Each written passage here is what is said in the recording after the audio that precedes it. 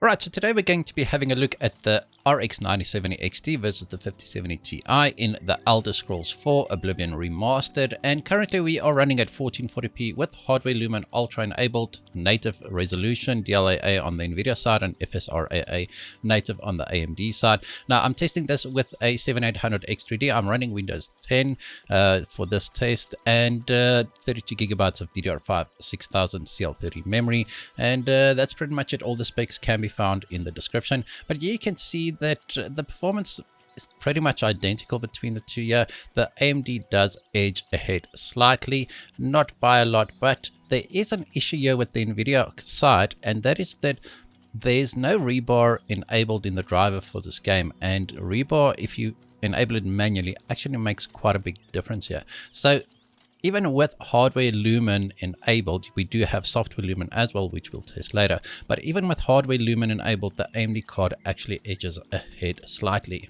Now, when we use the exact same settings, except with the DLSS set to quality and FSR set to quality. So just a note here, it is DLSS 3 quality and FSR 3 quality. The game does support DLSS and FSR 4, but I cannot get the Game Pass version to work with FSR 4 via the Adrenaline app, but DLSS 4 I could get working, but I thought just for fair comparison's sake we'll be using DLSS 3 and FSR 3. But now you can see with the upscaling enabled, the AMD GPU again pulls ahead very slightly. The differences are very small though, so you'd probably not even notice it if you play with both these GPUs. I mean, it's 2-3 frames per second on average, or at 70 frames per second, so really not that big a difference. Now, just one thing, the game does stutter quite a bit.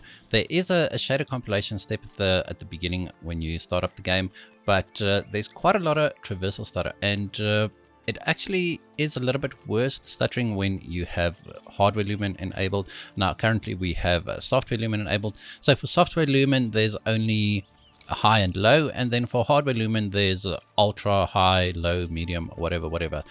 I just tested a bunch of settings, not all of them, just to give you an idea what the performance is like. But now you can see with software Lumen set to high and using quality upscaling, the AMD GPU is about 10% ahead.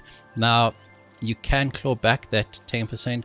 Actually, if you manually enable ReBAR via the Nvidia Profile Inspector, you can gain about 12 to 15% performance on the Nvidia GPU. Now, I'm not sure if it will be whitelisted for ReBAR support in a future driver, but I do hope so, as you are losing quite a little bit of performance without ReBAR enabled. Now, once again, if we drop this down to the high preset, now with the hardware Lumen set to Ultra, DLAA, FSRAA native, and once again, not that big a difference, but technically the AMD does win here again. Now, both of these cards are running stock out of the box. I do have the OC version of both cards, Gigabyte Gaming OC and then the Palit GameRock OC. So the power limit is 300 watt on the 5070 Ti and 330 watt on the AMD GPU 9070 XT, and you can see that it actually pulls quite a lot of power more. Now, if we actually get to this spot here, I just want to make aware of the stutter here. This doesn't only happen on the AMD side, just it freezes for like 2 seconds, right? I actually thought the game crashed. It happened 2 or 3 times while recording the video. As I said, it's not exclusive to the 9070 XT. It just shows you that the game definitely needs some work. I test the specific area because there are a few traversal stutters just running up this path, and that specific spot was also a traversal stutter, but it was actually very prolonged, not something that I did see often. Now, if we drop this down to the high preset, once again, I mean, we were on the high preset, but now with the FSR quality and hardware Lumen set to Ultra, the AMD GPU is once again pulling ahead by around 10%. Once again, really not that big a difference, but it might come in handy if you are just short of your frame rate target. If you are targeting 60 frames per second, for example, or 120 frames per second on a 120 Hz monitor, and you are 10% shy of that, obviously an additional 10% can definitely help with that. Right, so the next setting we'll be having a look at is software Lumen set to high. As I said, I didn't test too many different settings just to show you that, but I did want to show you the difference between hardware Lumen and software Lumen. The performance difference can vary wildly from 15% up to around 35%, depending on where we are. A lot of reflections, that kind of stuff. But again, the AMD GPU does pull ahead. This is just it's going to continue throughout this whole video, right? I just point that out. But it is surprising considering that it pulls ahead even when we do have hardware Lumen enabled, and usually the Nvidia GPUs take the lead there. But the issue here is the lack of a resizable bar support, whereas on the AMD side we obviously have a smart access memory or resizable bar. It's basically the same thing, except it's not needed to be whitelisted.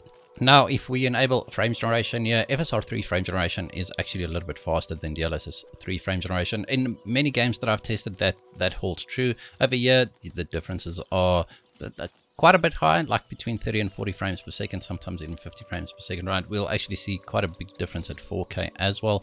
But just one thing to note, I'm only recording the averages on the Nvidia side. The 1% and 0.1% lows, they don't record properly with an on-screen display when using the new flip chain frame generation model, which this game supports, right? So don't worry about the frame time graph or the 1% or 0.1% lows. Those are completely inaccurate. It's just that the on-screen display cannot display those correctly. But when you do capture them in a graph with running a benchmark tool, actually, it does display correctly. Alright, so onto the 4K tests, and the only way I can get 60 frames per second or close to 60 frames per second anyway with either of these GPUs on the Ultra preset with the hardware Lumen Ultra enabled is by using DLSS or FSR performance. You can see that even then we are struggling to maintain 60 frames per second on both these GPUs, although the AMD GPU, the 97XT, does slightly better here. And this is basically what I was talking about. If you are really trying to target a 60 frames per second locked experience, then 10% can actually make a bit of a difference, right? 10% could be the difference between maintaining 60 frames per second VSync locked or dropping below the VSync refresh rate cap and causing a stutter, right? So, but as I said, ReBAR does fix it. If you want to, you can manually enable ReBAR or just wait for a driver update and the profile should be added, hopefully. Alright, so we weren't able to maintain 60 frames per second there, but if we enable software Lumen on the high preset instead of hardware Lumen on the ultra preset, both GPUs get us a lot closer to 60 frames per second, right? The 9070 XT is above 60 frames per second at all times here in this test. The 5070 Ti, depending on where we are over here, it's above 70 frames per second.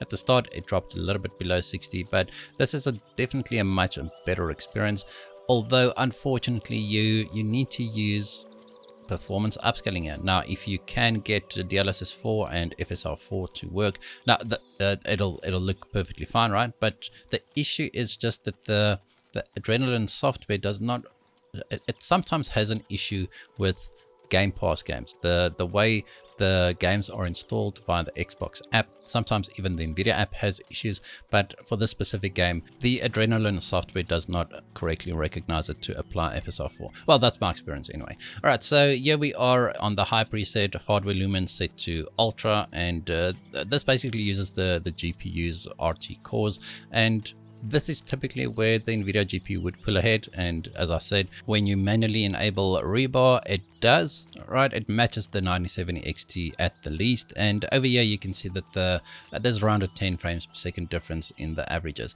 The lows are a little bit of a different story though, because the game stutters quite a lot. It's really not based on whichever GPU you use. Sometimes it'll it'll freeze for a second on the Nvidia GPU, sometimes it'll freeze for a second on the AMD GPU.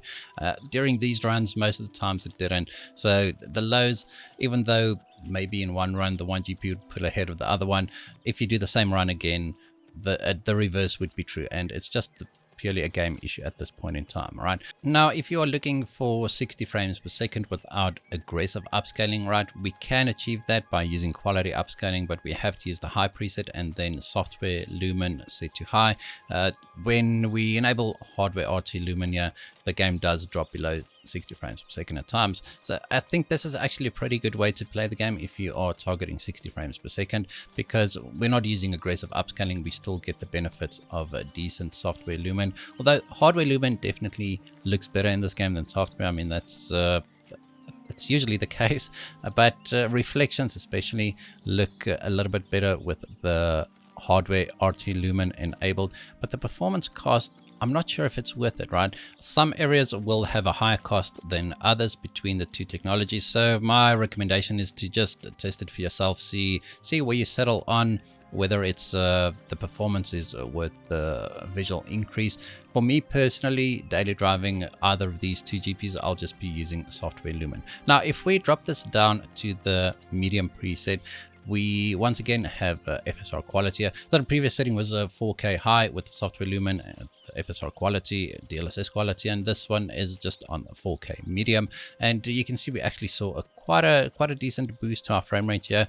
And this specific one, it doesn't matter where I ran, it never dropped below 60 frames per second on either GPU. So if you want to lock it to 60 frames per second, maybe try and eliminate some of the stutter. The traversal stutter you're not going to eliminate with the frame rate lock, right? But you can get more consistent frame times if you do lock it a little bit. And I'd say if you use these settings, 60 frames per second lock, you should be able to maintain that at all times with either of these GPUs. Now, as I alluded to earlier, when we enable frame generation, again, you're at 4K. You can see that now the difference between the two is once again between 20 and 30 frames per second, but because the frame rate is a little bit lower, the percentage difference is a little bit higher, right?